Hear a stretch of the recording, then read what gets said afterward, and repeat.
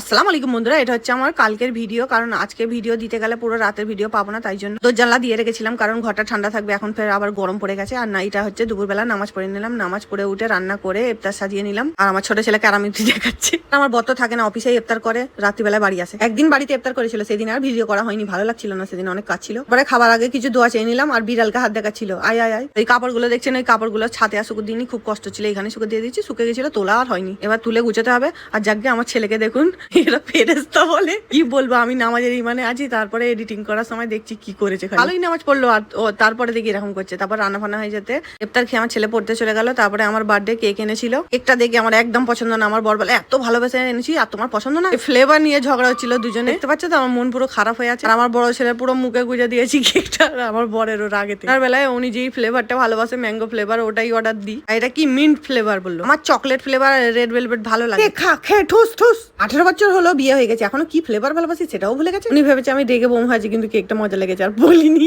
ভালোবাসে এনেছে, খেয়ে নি। Okay tata, by.